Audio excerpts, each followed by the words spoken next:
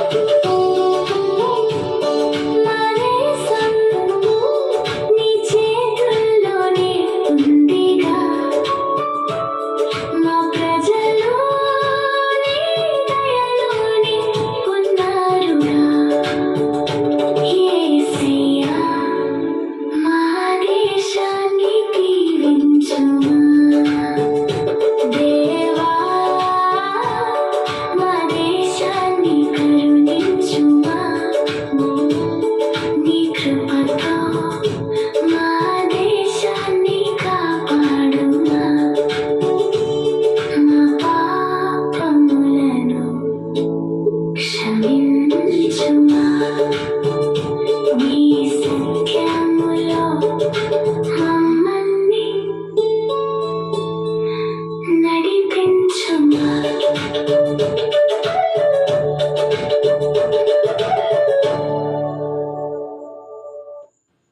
మహిమ కలుగును గాక. దేవుడు మనల్ని ఆ విధంగా దీవించాలని దేవుడు ఆశపడుతున్నారు. మనం పాట ద్వారా మనం ప్రార్థన చేసామప్పుడు, కాబట్టి దేవుడు ప్రార్థన చేసే వారిని ఏ విధంగా దీవిస్తాడంటే, మోషేని ఆనాటి దేవుడు దీవించాడు. మోషేకి నోటి మాంద్యం ఉంది. అహరోనుని తన నోటిగా పెట్టారు. తనకు ఒక సహాయకుడిగా ఇచ్చారు అబ్రహాంకి.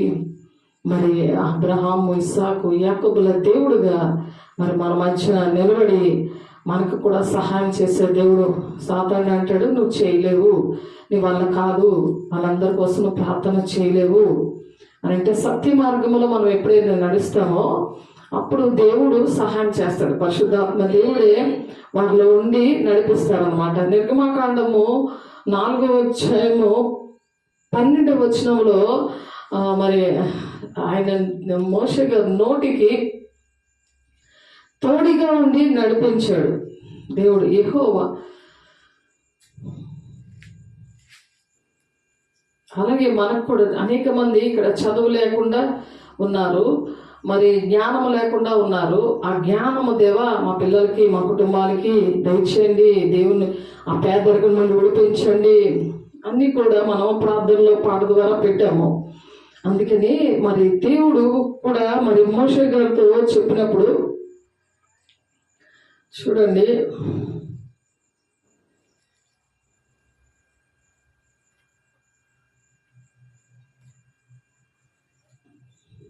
పదవ వచనంలో చూద్దాము. 4వ వచనము, నిర్గమకాండం 4వ అధ్యాయం 10వ వచనం నుండి చూడండి, మీకోసం చదువుతున్నాను.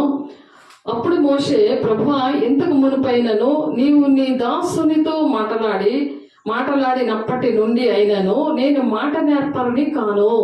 మాటలు రావు మనకి, కానీ పరిశుద్ధాత్మ దేవుడు మనలో ఉన్నప్పుడు, దేవునికి ఇష్టంగా మనము ఉన్నప్పుడు ఆ దేవుడే మనలో ఉండి మాట్లాడతాడు. ఏ పనులైనా చేస్తాడు. ఆయనకి అసాధ్యమైనది ఏది కూడా లేదు. నాకు కూడా మరి నేను చదువుకున్న రోజుల్లో టీచరు ఒక మాట అడిగితే నా వంతు వచ్చేసరికి, టీచర్ లెసన్ చెప్పే క్వశ్చన్ అడిగేసరికి నాకు నోట అక్కడ కొట్టుకునేది. నా వంతు వచ్చేటప్పుడు నేను చెప్పాలి అనే భయం. ఎందుకంటే సత్య మార్గంలో నడకుండా నామకార్థమైన జీవితం అనమాట. నామకార్థం, దేవుడు, సినిమాలు, మరి అంతే, ఇంకేమి లేవు. అలాగా ఆ సినిమాలు చూడడమే చాలా పాపం. లోకంలో ఉండడమే, లోకానుసారంగా ఉండడమే పాపం. అది కూడా తెలుగు సినిమాలు అనేవి చూపించేవారు కాదు మా డాడీ.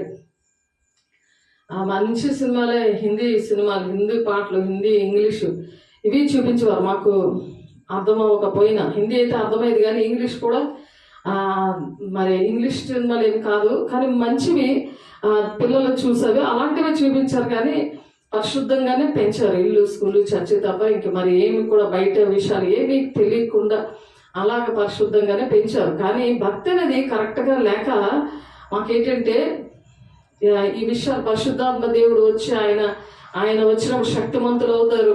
మరి యోదయ సమరయ దేశంలో అన్నంతటా వాళ్ళు సాక్షులుగా ఉంటారు. ఆయన నుండి మనం ఆయన ఉంటే మనం ఏదైనా చేయగలము అనే విషయాలు తెలియదు. అది అపోస్తలుల కార్యం 19వ అధ్యాయంలో ఉంటుంది. పరిశుద్ధాత్మని పొందుకున్నట్టు ఆనాడు యోహాను బాప్తిస్మ ఇచ్చిన అక్కడ ఉన్న ప్రజలకి కూడా తెలియదు. పౌలు బాప్తిస్మ ఇచ్చి మీరు బాప్తిస్మ తీసుకున్నారు కదా, పరిశుద్ధాత్మ దేవుని పొందుకున్నారంటే అసలు పరిశుద్ధాత్మ దేవుడు ఉన్నాడు అన్న సంగతే తెలియదు అంటారు వాళ్ళు. అలా ఉండేది నా జీవితం. అలాంటి జీవితంలో దేవుడు 1999లో పరిశుద్ధాత్మను పొందుకున్నాక నాకు కూడా ఆ నేను మాట నేర్పరిని కాను అనే విధంగానే నేను ఉండేదాన్ని. కాబట్టి మీరు కూడా ఎందుకు దేవుడు అలాంటి సాక్ష్యం ఇస్తారంటే, అటువంటి ప్రజల దగ్గరికి వెళ్ళినప్పుడు మన సాక్ష్యాన్ని అది భూదిగంతముల వరకు కూడా ప్రచారం చేయమంటున్నాడు. అందుకనే మన కృప ద్వారా రక్షించాడు. మనకు అర్హత లేకపోయినా గొప్పవారిని సిగ్గుపరచడానికి మరి బలహీనుల్ని ఎంచుకున్నాను అని అంటున్నాడు ఆయన. అలాగా మోషే గారు కూడా, నేను మాట నేర్పని కాను, నేను నోటి మాంద్యము నాలుక మాంద్యము గలవాడనని యెహోవాతో చెప్పగా, నాకు నోటి మాంద్యం ఉంది, అంటే కొంచెం నత్తి ఉంది, నేను కరెక్ట్గా మాట్లాడలేను, స్పీడ్గా మాట్లాడలేను, నాకు ఆ నేర్పరితనం మాట్లాడే నేర్పరితనం కాను అని అంటున్నాడు. అయితే అక్కడ దేవుడు సహాయం అక్కడ తోడై ఉన్నదని దేవుడు చెప్తున్నారు. అలాగే నాకు కూడా దేవుడు సహాయం ఇచ్చినందుకు దేవునికి వందనాలు, దేవునికి మహిమ కలుగును గాక. ఎందుకు నన్ను సాక్షిగా నిలబెట్టారంటే మీరు కూడా ఆ విధంగా దేవుని శక్తితో మోషేకి ఏ విధంగా అయితే ఆయన అలాగన్నప్పుడు దేవుడు ఆయనకి ఒక ఆశీర్వాదం ఇచ్చారు. అటువంటి ఆశీర్వాదము ప్రతి ఒక్కరు కూడా అనుగ్రహించును గాక. యెహోవా మానవునకు నోరిచ్చిన వాడు ఎవడు అని అడుగుతున్నారు. మానవుడికి నోరిచ్చిన వారు ఎవరు? దేవుడే కదా. నోరు ఎవరిచ్చారు? దేవుడు ఇచ్చాడు కదా. మోగవాణినే గాని, చెవిటి వాణినే గాని, దృష్టి గలవాణినే గాని, గుడ్డివాణినే గాని పుట్టించిన వాడెవడు? యెహోవానే కదా. యెహోవే కదా పుట్టించారు వాళ్ళందరినీ. కాబట్టి వెళ్ళుము, నేను నీ నోటికి తోడైండి, నీవు ఏమి పలకవలసినది నీకు బోధించదనని అతనితో చెప్పాడు. నువ్వు ఏది పలకాలో అది నీకు బోధిస్తాను, వెళ్ళు అని చెప్తున్నారు. అలాగే చాలా మందికి ఈ గ్లోరీ గాస్పెల్ చర్చ్ ఆర్గనైజేషన్లో చెప్పారు, కానీ వాళ్ళు అలాగే ఉండిపోయారు. అలా దేవుని ప్రకటించి కొంతమంది ఆగిపోయారు, కొంతమంది అయితే భయంతో ఉన్నారు. కానీ తండ్రి చిత్తాన్ని నెరవేర్చకపోతే దేవుని రాజ్యానికి వెళ్ళరు. అది గమనించాలి దేవుని బిడ్డలారా. మీరు కూడా అలా ఉండాలని దేవుడు ఆశపడుతున్నారు. అప్పుడు వెంటనే ఆయన నమ్మకంతో ఏమన్నాడంటే, అయ్యో ప్రభా, నీవు పంపతలంచిన వాణినే పంపుము అనగా ఆయన మోషే మీద కోపపడి, లేవీయుడగు నీ అన్నయ్యన అహరోను లేడా? అతడు బాగుగా మాట్లాడగలనని నేను ఎరుగుదును. ఇదిగో అతడు నిన్ను ఎదుర్కొని వచ్చుచున్నాడు. అతడు నిన్ను చూచి తన హృదయమందు సంతోషిస్తున్నాడు. నీవు అతనితో మాట్లాడి అతని నోటికి మాటలు అందించవలను అని చెప్తున్నారు. నోటికి మాటలు అందించడానికి అహరోను అప్పచెప్పాడు దేవుడు. చూసారా, ఆయన దేవుడు నోటిగా ఉంటానని అంటే వినట్లేదు. వినకపోతే ఇదిగో అహరోను చూడు వస్తున్నాడు, తను నీకు నోటిగా నీ మాటలు అందించేవాడిగా అతను నేను ఆశీర్వదిస్తున్నాను.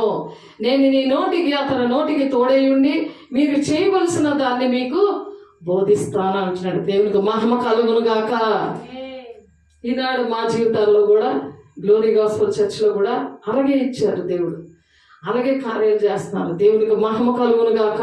మనకేమీ తెలియదు అనుకుంటాం. సాతానుడు ఏంటంటే నాకు రాదు, నాకు వాక్యం రాదు, నన్ను వదిలేయండి, నేను పరిచర్యకే ఉంటాను, నేను దేవుడి మాటలు చెప్పను అంటే కుదరదు. దేవుడు ఇలాగా చెప్తున్నారు. ఈ మోషే గారు మరి ఎంతమందిని నడిపించాడు, ఇశ్రాయేల్ ప్రజలు నడిపించాడు కదా, ఎంత ఓర్చుకున్నాడు, ఎర్ర సముద్రం పాయలు చేశాడు కదా, ఎన్ని అద్భుతకాలు చేశాడు. రక్తము నువ్వు ఆ భూమి మీద వెయ్యి, అక్కడ వాటర్ భూమి మీద వెయ్యి, రక్తం అయిపోతుంది అని చెప్పాడు. అలాంటి సూచక్రియలు ఎప్పుడైతే లోబడతారో వాళ్ళ ద్వారా సూచక్రియలు చేస్తాడు ఆయన. కర్ర వేయగానే, కింద వేయగానే వెంటనే అది పాము అయిపోతుంది. అక్కడ ఉన్న వాళ్ళందరూ మంత్రశక్తులు కలిగిన వాళ్ళు. ఆలకర్ర కూడా కింద వేసేస్తే అది కూడా పాము అయిపోయింది. కానీ దేవుడు లాంటి పరిశుద్ధత లేదు ఎవరికైనా. ఎందుకంటే సాతాను కూడా అద్భుత కార్యాలు చేస్తాడు. ఇది గమనించాలి. దేవుడు ఏ ఏ కార్యాలు అద్భుత కార్యాలు చేస్తారో అవే కార్యాలు సాతాను కూడా చేస్తాడు. కానీ పరిశుద్ధుడు అన్నవాడు ఈ లోకంలోనే ఎక్కడా లేడు. పరిశుద్ధమైన దేవుడు మన దేవుడు. దేవునికి మహిమ కలుగును గాక. అందుకనే పరిశుద్ధాత్మను పొందుకున్నప్పుడు నువ్వు పరిశుద్ధులు ఎవరో నువ్వు అర్థం చేసుకుంటావు. పరిశుద్ధులను నువ్వు వాళ్ళు వెంటాడతావు, వాళ్ళ మాట వింటావు, నువ్వు అన్ని దిక్కులకి పరిగెట్టవు. దీవెన లేవు, దేవుడు ఏడ్ చేశాడని ఏడవు బోరుమని. దేవుడు నమ్ముకున్నాను కదా, నేను దేవుని రాజ్యానికి వెళ్తానంటే వెళ్ళరు వాళ్ళు. అందుకే వెళ్ళరు, వాళ్ళు తండ్రి చిత్తాన్ని నెరవేర్చలేరు. దేవునికి లోబడాలి. నేనున్నాను, లెమ్ము తేజరిల్లము, వెలుగు నీ మీద ప్రకాశించిందంటే లెగట్లేదు వాళ్ళు. ఎన్ని విషయాలు చెప్పినా సరే నేను అభిషేకించాను. దర్శన వరం, ప్రవచన వరము, మరి దేవుని యొక్క అభిషేకము, స్వస్థత వరాలు, దెయ్యాల్లో వెళ్ళగొట్టే వరాలు, ఇవన్నీ ఇచ్చారు ప్రభు దేవుని పిల్లలకి, శిష్యులకి గ్లోరీ గాస్పెల్ చర్చ్ ఆర్గనైజేషన్లో. కాబట్టి వాళ్ళు ఎక్కడున్నా సరే దేవుని దగ్గర సరి చేసుకోరు. ఈ కర్రను చేత పట్టుకొని దానితో ఈ సూచక్రియలు చేయాలని చెప్పాను. అటు తర్వాత మోషే బయలుదేరి తన మామయ్య అయిన యత్రో యొద్దకు తిరిగి వెళ్ళి సెలవైన ఎడల నేను ఐగుప్తులోనున్న నా బంధువుల యొద్దకు మరలా పోయి వారు ఇంకా సజీవులై ఉన్నారేమో చూచెదనని అతనితో చెప్పగా, ఇత్రో క్షేమముగా వెళ్ళుమని మోషేతో అనెను.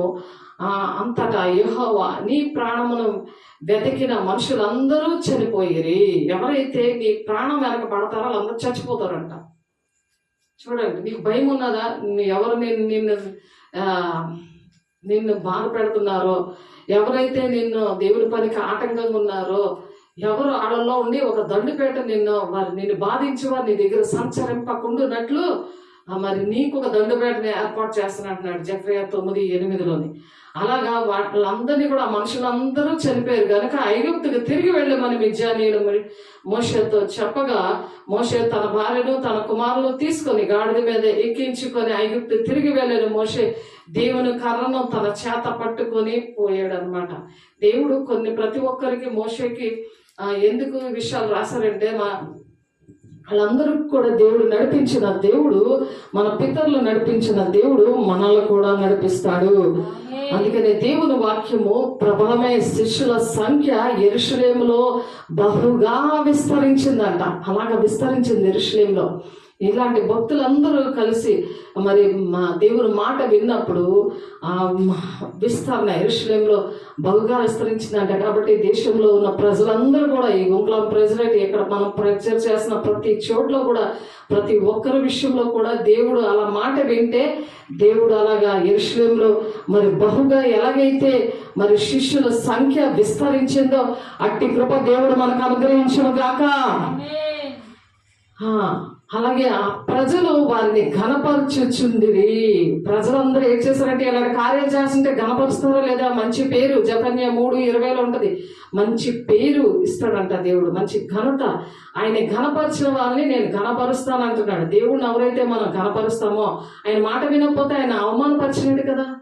ఆయన మాట వినకుండా నీ ఇష్టానుసారంగా నువ్వు బ్రతుకుతా ఉంటే, ఒక భ్రమలో బ్రతుకుతా ఉంటే అది దేవుని అవమానపరిచినట్టు, సేవకులను అవమానపరిచినట్లు, కుటుంబాన్ని అవమానపరిచినట్టు, దేశాన్ని అవమానపరిచినట్టు. నిన్ను దేశంలో ఉన్నతంగా దీవిస్తానంటున్నాడు. చూడండి, ద్వితీయోపదేశకాండము 28వ అధ్యాయంలో ఉన్న మాట చూడండి. దేవుని మాట వింటే ఎంత దీవెనలో, దేశంలో ఉన్నతంగా దీవిస్తానంటాడు. మీరు ఆ వాక్యాలు పట్టుకొని ప్రార్థన చేయాలి. వినడమే కాదు, అది బాగా గుర్తు పెట్టుకొని రాసుకొని చక్కగా అలా ప్రార్థన చేసినప్పుడు దేవుడు అటువంటి దీవెనలన్నీ కూడా మన అందరికి ఇస్తాడని వాగ్దానం ఇస్తున్నారు. దేవుడికి మహిమ కలుగును గాక.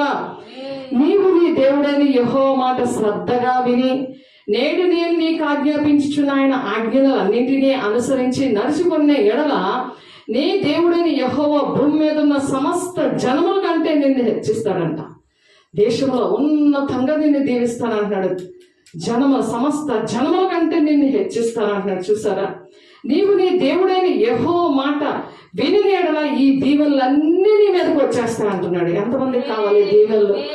దేవుని మాట వినడం ఎంత ఎంత మరి ఇంపార్టెంట్ ఆలోచించండి.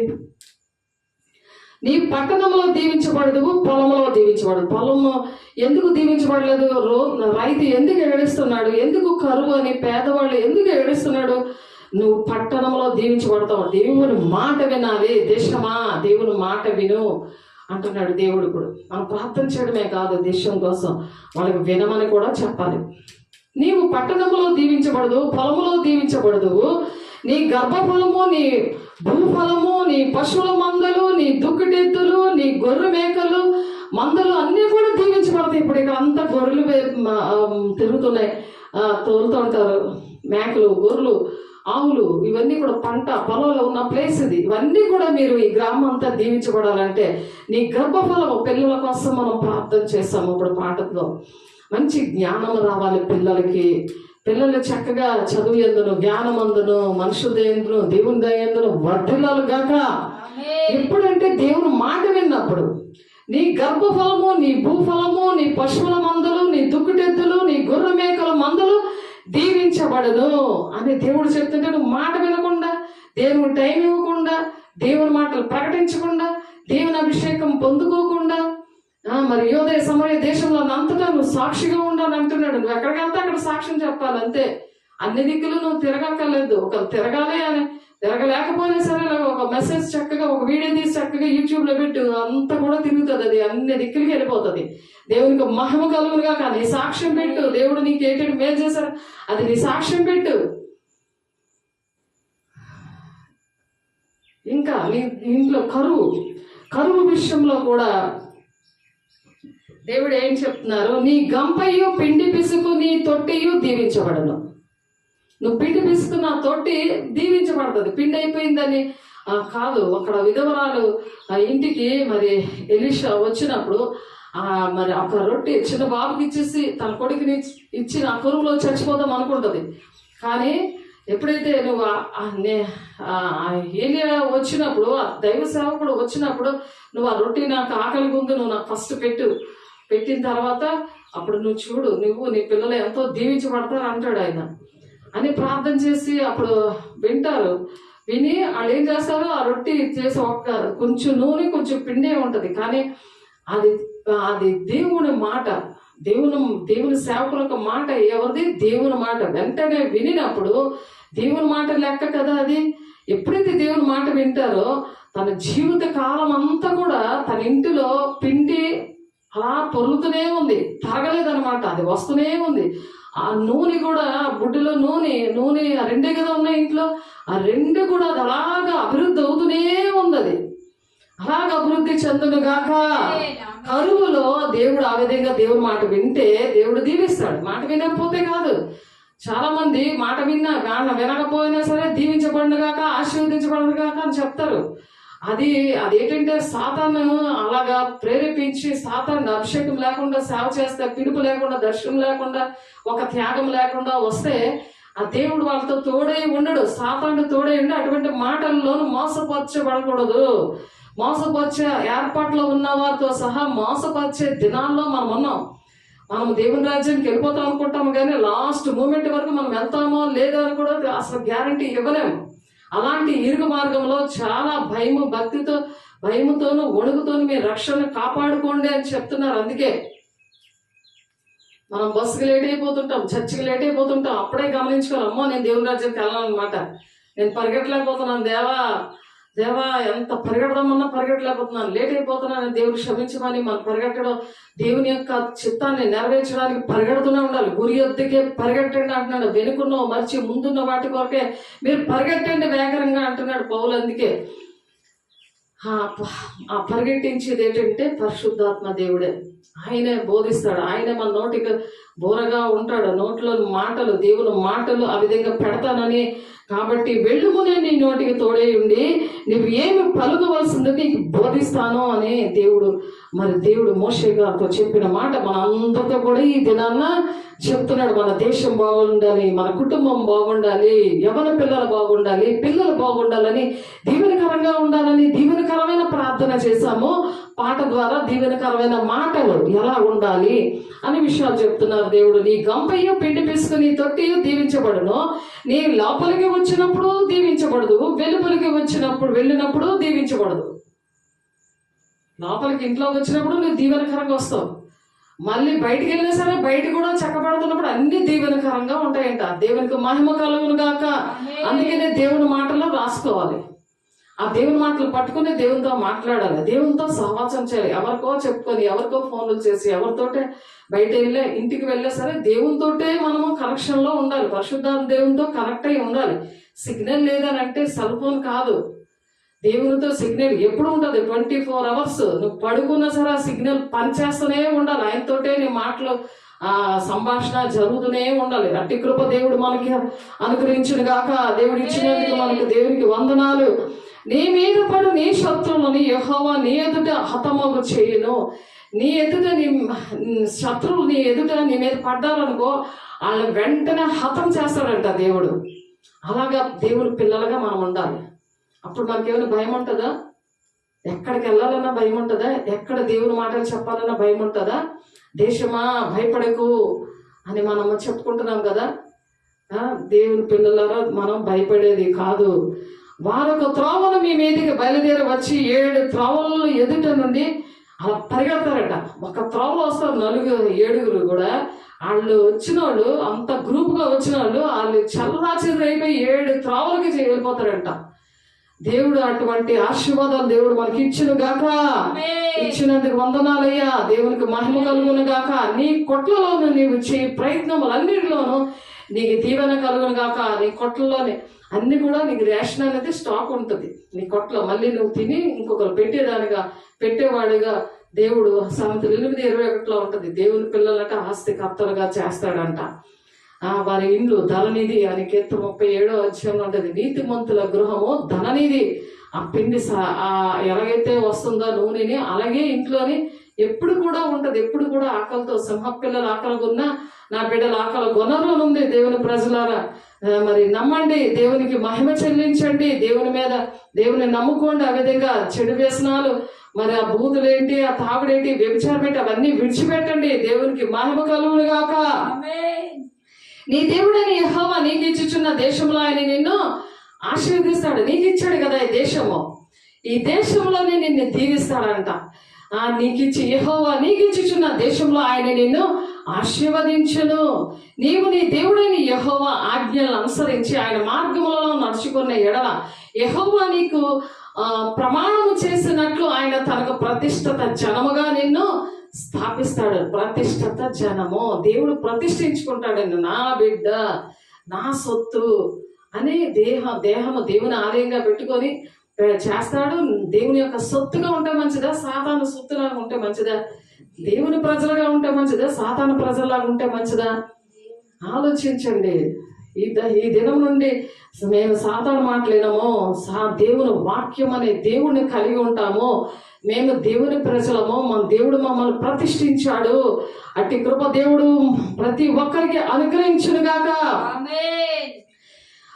భూ ప్రజలందరూ యెహోవా నామమును నీవు పిలువబడుచుండుట చూచి నీకు భయపడతారంట. నువ్వు దేవుని బిడ్డవని చూసి భూ ప్రజలందరూ కూడా నిన్ను చూసి భయపడతారట. దేవునికి మహిమ కలుగును గాక. మరి నువ్వు ఎలా ఎందుకు భయపడతావు? నువ్వు రాకుమార్తె కాబట్టి, నువ్వు రారాజు బిడ్డవు కాబట్టి, రాకుమారుడు కాబట్టి. మరియు యెహోవా నీకిచ్చుదనని నీ పితరులతో ప్రమాణం చేసిన దేశములో యెహోవా నీ గర్భఫలం విషయంలోను, నీ పశువుల విషయంలోను, నీ నేల పంట విషయంలోను నీకు సమృద్ధిగా మేలు చేస్తాడట. ఆమేన్. సమృద్ధిగా మేలు చేస్తాడు. చూసావా, యెహోవా నీకు ఇచ్చిన నీ పితరులతో అబ్రహాం, ఇస్సాకు, యాకోబుల దేవుడు మన పితరులు. వాళ్ళకి ఏంటంటే ఆశీర్వదిస్తానని, అబ్రహాంకి దీవిస్తానని, నిత్యంగా బద్దలింప చేస్తాను, నిత్యంగా నిన్ను ఆశీర్వదిస్తానని దేవుడు మరి అబ్రహాం గారికి ఈ ఇసుక రేణువులు ఎలాగనే అంతమందిని సంతానంగా ఇస్తానన్నాడు. ఆకాశంలో నక్షత్రాలు చూడు ఎన్ని ఉన్నారో అంతమందిని నీకు అంతమంది పిల్లలు నీకు ఇస్తాను, అంతమందిని నీకు దీవిస్తానని ఆ తరంలో ఉన్న వాళ్ళము దేవుని పిల్లలుగా మన పితరులు అంటే వాళ్ళు ఇప్పుడున్న వాళ్ళు కాదు. నీ పశువుల విషయంలోను, నీ నేల పంట విషయంలోను నీకు సమృద్ధిగా మేలు కలుగజేయును. యెహోవా నీ దేశం మీద వర్షము దాని కాలమందు కురిపించుటకు నీవు చేయి కార్యం అంతటిని ఆశీర్వదించుటకును ఆకాశము తన మంచి ధననిధిని తెరుస్తాడట. ఆకాశం నుండి ఆకాశంలో మంచి ధననిధిని చదివిస్తుంది. ఆ ధననిధిని ఆకాశం వాక్యంలో విప్పి పట్టరాని దీవెనలతో నింపుతాను అని ఉంది వాక్యం.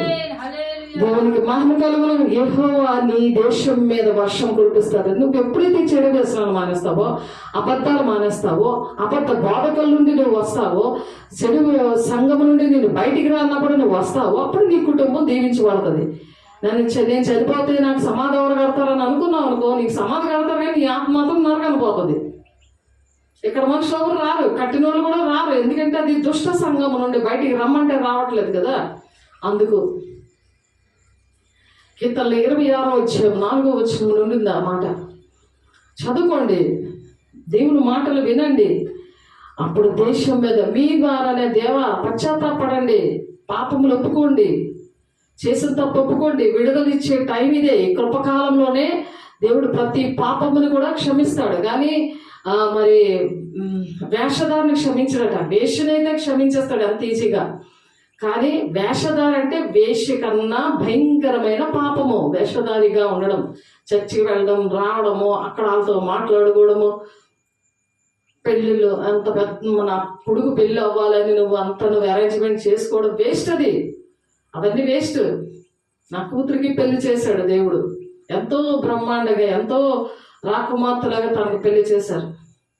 బాబు విషయంలో కూడా అలాగే రాకుమారులాగా దేవుని రాజ్యంలో ఉన్నాడు. నాకు కూడా ఎవరు లేరు, నేను దేవుని రాజ్యం కడుతున్నాను అంతే, నేను చేసిన పని అదొక్కటే. కానీ గీల వేసి పిలిచాడు ఒక్కొక్కరిని కూడా. అన్ని ఏర్పాట్లు చకచకం అలాగే అయ్యే. దేవుని రాజ్యంలో ఉండడం అంటే మాటలా ఊహించలేదు నేను అసలు ఆ కార్యాలు. నేను నా భర్త విషయంలో, నా విషయంలో, నా సంఘం విషయంలో దేవుడు గ్లోరీ గాస్పెల్ చర్చ్ ఆర్గనైజేషన్ అని ఇవ్వడం, గవర్నమెంట్ పాస్టర్గా ఉండడము, మరి విజయనగరంలో మూడు సార్లు నేను మరి జిల్లా ప్రెసిడెంట్గా నన్ను చేశారు 3 సార్లు 3 దిక్కుల. అవన్నీ నేను ఊహించలేదు. ఎందుకు ఆ దేశంలో ఉన్నతంగా దీవిస్తాను అంటున్నాడు కదా, ఆయన మాట విన్నాను అంతే. ఎందుకు నన్ను సాక్షిగా నిలబెట్టాడు మీ మధ్యన? పరిశుద్ధాత్మ దేవుడు వచ్చినప్పుడే జరుగుతుంది అది. భూది గంతముల వరకు సాక్షిగా మీరు ఉంటారు అని చెప్తున్నాడు దేవుడు. అపోస్తలుల కార్యం 1:8 ఉంది. పొందుకోండి. దేవుని సాక్షిగా మనం బ్రతకడానికే వచ్చామా మీ భూలోకానికి? మన గొప్పలు చెప్పుకోవడానికి కాదు, దేవుని మహిమపరచడం అంటారు దాన్ని. దేవుని మహిమపరచాలి. దేవుడు అలాగా ఆయన మహిమపరిచినప్పుడు దేవుడు మనల్ని ఆశీర్వదిస్తారనమాట. అలాగ మన పిల్ల తరాలు 1000 తరాల వరకు దీవెన వస్తుంది. ఆ విధంగా మనం మాట వినడమే, మాట వింటే చాలు. ఆకాశమును తన మంచి ధననిధిని తెరచును, నీవు అనేక జనములకు అప్పిచ్చుదువు గాని అప్పు చేయవు. అప్పు చేయకుండా నన్ను పెంచాడు దేవుడు. చిన్నప్పటి నుంచి కూడా ఇప్పటి వరకు కూడా అప్పు చేయకుండా నన్ను పెంచాడు. నేను అప్పు చేశాను, నేను లోన్ పెట్టి మరి సన్నిధి విషయంలోనే లోన్ పెట్టాను నేను అంతే. నా కోసం మాత్రం ఎవరిని ఏమి రూపాయి ఎప్పుడు కూడా అడగలేదు నేను ఎవరిని కూడా. సన్నిధి విషయంలో కూడా ఎవరిని కూడా అడగకుండా దేవుడు నన్ను లోన్ పెట్టించి దేవుడు ఈ స్థితిలో పెట్టాడు నన్ను. రెడ్డి చర్చ్ విషయంలో కూడా దేవునికి మహిమ కలుగును గాక. ఎందుకంటే మన సాక్ష్యం ఏంటంటే పోగొట్టుకోకూడదు, దేవునికి అవమానం తేకూడదు. దేవుడు మంచి సాక్ష్యం ఎందుకు ఇచ్చాడంటే అది భూది గంతముల వరకు కూడా అటువంటి ప్రజలు బాగు చేయడానికి మన సాక్ష్యాలు వెలిగిస్తాయి అన్నమాట. వాళ్ళ జీవితాలు బాగు చేస్తాయి మన సాక్ష్యాలు. అందుకు మనకు అర్హత లేకపోయినా దేవుడే చేస్తాడు, దేవుడు కలుగు చేసుకుంటాడు. ఆ విధంగా దేవుడు కలుగు చేసుకోకపోతే మనకి ఏమీ రాదు, మనం దేనికి పనికిరాము. నేను మీకు ఆజ్ఞాపించు మాటలన్నిటిలో దేని విషయంలోని కుడికి గాని ఎడమకు గాని తొలగి అన్యుల దేవతలను అనుసరింపకయు వాటిని పూజించకయు నున్న ఎడల నీవు అనుసరించి నడుచుకున్న వల్లని నేను నీకు ఆజ్ఞాపించుచున్న నీ దేవుడని యెహోవా ఆజ్ఞలను విని వాటిని అనుసరించి గై కొనిన ఎడల యెహోవా నిన్ను తలగా నియమించును గాని తోకగా నియమింపడు. నీవు పైవాడిగా ఉండువు గాని క్రిందివాడిగా ఉండవు. ఒక ఆమె ఉన్నది, దేవుని ఆజ్ఞలు పాటించక సన్నిధికి వచ్చిన మొదటి ప్రధానమైన శిష్యురాలాగా. దేవా పేదల దగ్గర నేను ఎలాగ బ్రతుకుతాను ప్రభా, నాకు ఎలాగ పోషణ అంటే ఆమెను ఇచ్చాడు గవర్నమెంట్ ఎంప్లాయ్. ఇంటిలోనే చర్చి 7 గంటల నుండి స్టార్ట్ చేయడం అయింది. దేవుడు ఇంట్లోనే పరిశుద్ధాత్మ దేవుడు టచ్ చేస్తూ ఉండేవాడు. సన్నిధి చర్చి ఇంట్లో అయిపోగానే తన డ్యూటీకి వెళ్ళిపోయింది. కానీ ఎప్పుడైతే దేవుని ఆజ్ఞలం పాటించకుండా తన ఇష్టం వచ్చినట్టు నడిచిందో, తన సబుద్ధి మీద ఆధారపడిందో, తన కొడుకు ఒక్కగానొక్క కొడుకు అలాగే విగ్రహారాధనకి మరి సాతానికి అప్పగించబడ్డాడు. వాడి గుండు తీసి మరి సాతాను గుండు తీసి పెట్టింది. ఆ నామకార్థమైన కుటుంబము వాళ్ళ కుటుంబంలో ఏకీభించారు. మళ్ళీ ఏకీభించడం ఇటు కుటుంబంలో సమాధానం లేదు. మరి కొడుకు విషయంలో అటువంటి ఇది జరిగే 6 నెలలు అయ్యాక నాకు చెప్పింది తను. అలాగే ఎన్ని జరిగినా సరే కఠినమైన గుండెగా మరి దేవుడు మరి అలాగా మరి దేవుని యొక్క ఆజ్ఞలు పాటించలేనప్పుడు దేవునికి ఎంతో బాధ, ఎంతో మరి ఆ వేదన. నాకైనా దేవునికైనా వేదన ఉంటుంది కదా. ఇప్పటికైనా సరే దేవుడు మరొక అవకాశం ఇస్తున్నాడు. నేడు నేను నీకు ఆజ్ఞాపించి ఆయన సమస్తమైన ఆజ్ఞలను కట్టడలను నువ్వు అనుసరించి నడుచుకోవాలని నీ దేవుడైన యెహోవా సెలవిచ్చిన మాట వినిన ఎడల, వినకపోతే నీకు ఈ శాపాలన్నీ వస్తాయని చెప్తున్నాడు. ఎంత చక్కగా చెప్తున్నాడు. వింటే నీకు ఇవి, వినకపోతే ఇలాగా అని చెప్పి శాపములు 15వ అధ్యాయం నుంచి 68 వచనాల వరకు కూడా ఈ ప్రతి ఇంట్లో ఉన్న కరువేంటి, జబ్బులేంటి, తెగుళ్ళేంటి, మరి స్కిన్ డిసీజ్లు ఏంటి, మరి ప్రతిదీ కూడా అందులో ఉంది. వెలుగు వచ్చి అంటే రివర్స్ అనమాట. ఇందాక మనము ఆశీర్వాదానికి దానికి రివర్స్ మనం ఆలోచించుకుంటే అవన్నీ కూడా 68 వచనాల్లోనే మీరు చదువుకోండి. దేవుని దగ్గర అడగండి. అలా పశ్చాత్తాపడినప్పుడు మన దేశము స్వస్థపరుస్తాడు దేవుడు. దేశం కోసం మనం ప్రార్థన చేయాలి. దేవుని మాట విని పశ్చాత్తాపడి మనం ప్రార్థన చేయమని అక్కడ ఎక్కడుంది? రెండో దశలోనికే పత్రికలో 2 దినవృత్తాంతాలు 7వ అధ్యాయము 14వ వచనం 15వ వచనం 14-15 వచనాల్లో ఉంది చూడండి. మనము పశ్చాత్తాపడితేనే దేశం బాగుండదు. మనం అహంకారంగా ఉంటే దేశం పాడైపోతే నువ్వే లెక్క చెప్పుకోవాలి. అర్థమవుతుందా? నా పేరు పెట్టబడిన నా జనులు తమ్మును తాము తగ్గించుకోవాలి. గొర్రె పిల్ల ఏం చేస్తుంది? తగ్గించుకుంటుంది. భూ సంబంధమైన వెతకదు, తన రాజ్యాన్ని కట్టుకోదు, ప్రజల కోసం ఆలోచిస్తుంది. దేవుని పిల్లల కోసం, దేశం కోసం సంపూర్ణమైన భక్తి కలిగి, మాన్యత కలిగిన భక్తి కలిగి ఉంటారు. మనుషులందరి కోసం, రాజుల కోసం, దేశం కోసం ప్రార్థన చేయడమే దేవుని చిత్తము అని ఉంది. దేవుని దృష్టికి అనుకూలమైంది. మీ నెమ్మదిగా సుఖంగా బ్రతకాలంటే ఇది కంపల్సరిగా చెయ్యాలి. దేవుని మాట వినాలి.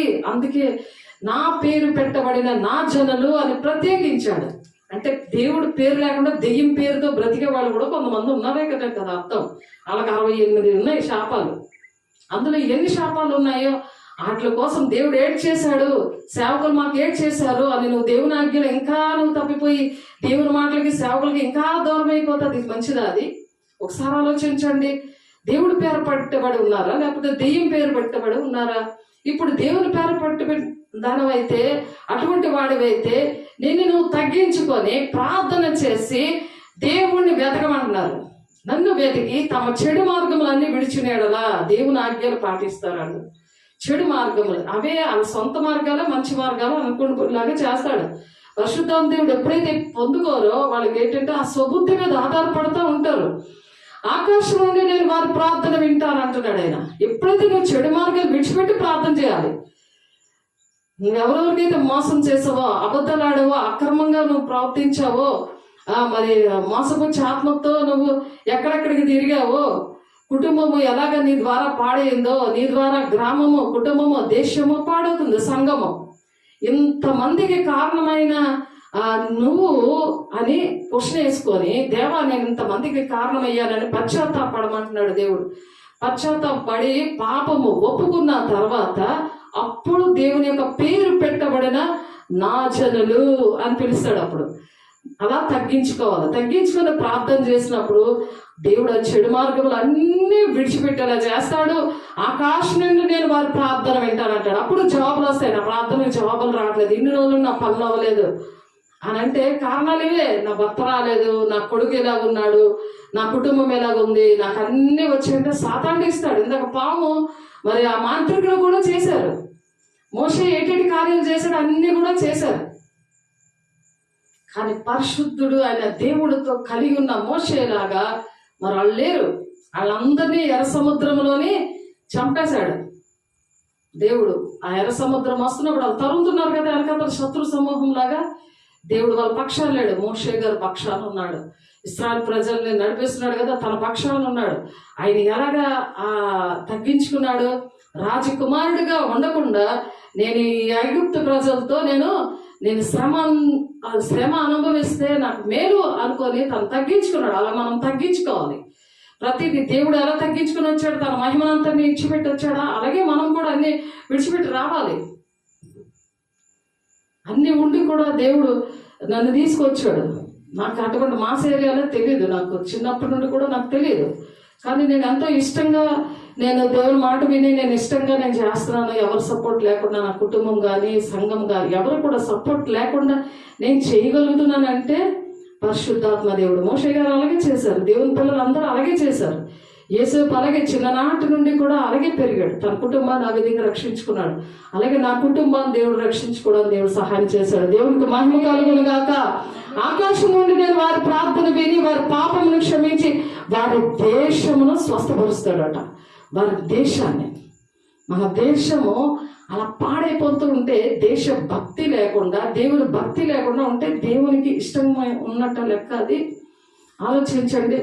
దేవుని మీద ఏడడం మంచిదా, సేవకుల మీద ఏడడము మంచిదా? అది ఆలోచించండి, ఎవరు దీవిస్తున్నారో ఆశీర్వదిస్తున్నారో, పెద్ద చర్చిలు పెద్ద జనాలు వస్తున్నారు, అక్కడికి కార్లో వెళ్ళి స్టైల్గా వచ్చేసేది కాదు. ఇది ముందుంది. దేవుని రాకడ సూచనలు కనబడుతున్నాయి. అవన్నీ మానేసి దేవుని సన్నిధికి రావాలి.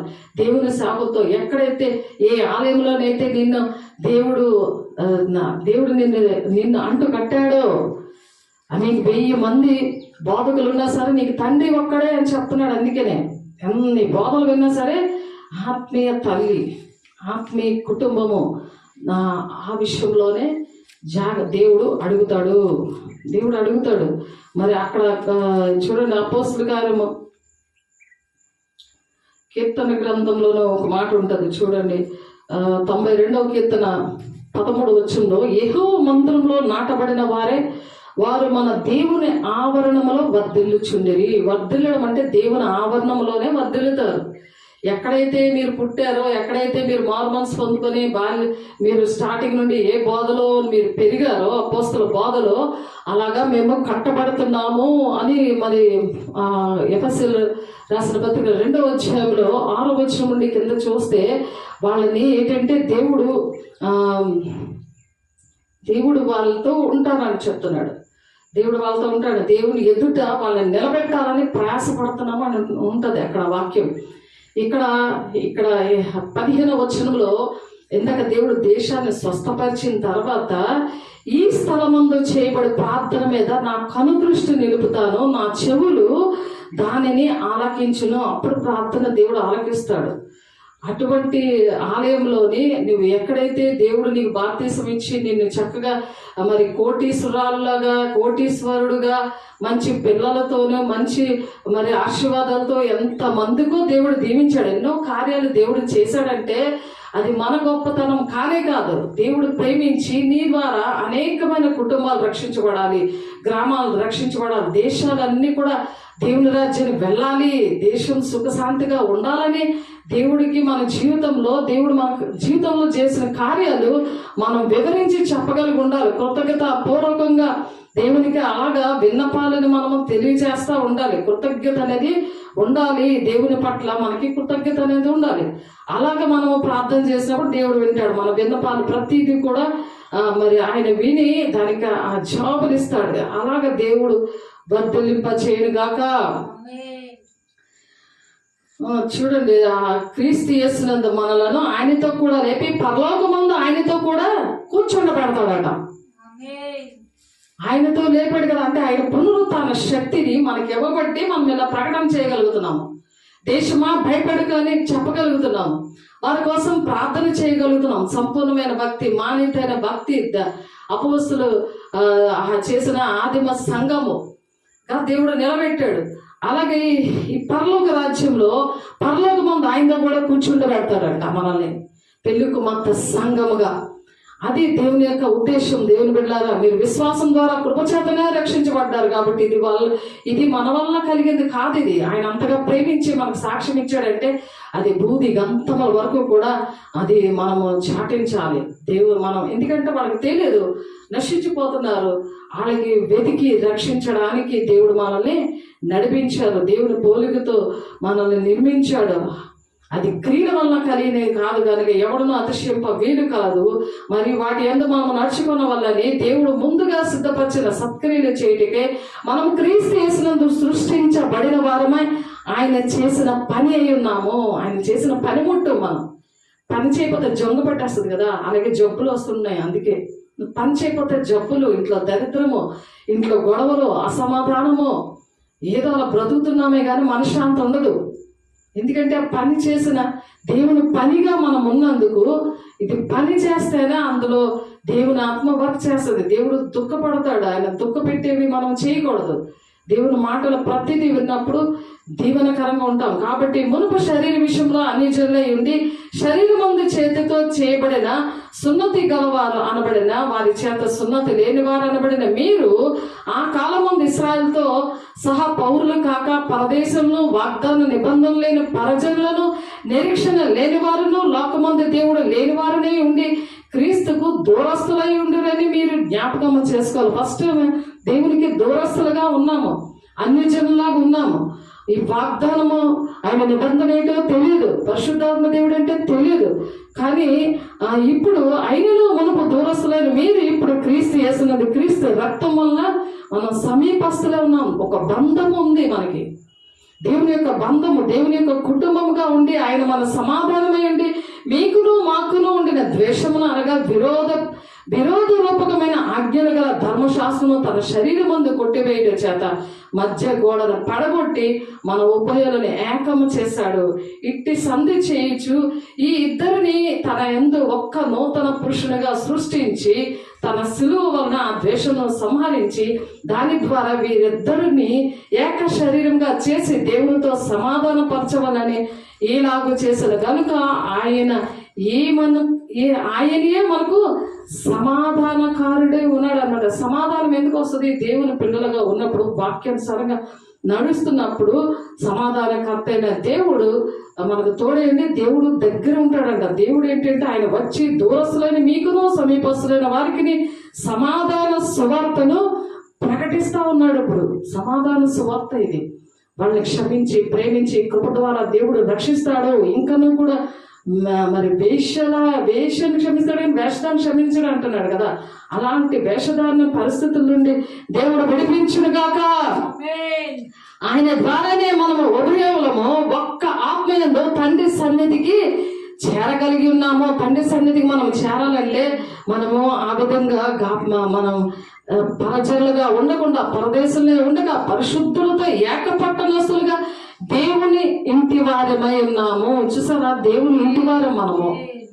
దేవుని అందుకే ప్రాణం పెట్టాడు. దేవుని బిడ్డలారా, దేవుని మాట వినండి, దేవుని పొందుకోండి, దేవునికి మహిమకరంగా ఉండి అనేక మందికి దేవునికరంగా ఉండాలి. అందుకని ఆయన ఏం చేశారు? క్రీస్తు యేసే ముఖ్యమైన మూలరాయి ఉండగా అపోస్తలులను ప్రవక్తలు వేసిన పునాది మీద మీరు కట్టబడ్డారు. అందుకే అపోస్తల పునాది అనేది చాలా గట్టి పునాది. అది ఏదైనా తుఫాను వస్తే పడిపోయేది కాదు. అది అలాంటి బోధ కాదు అపోస్తల బోధ.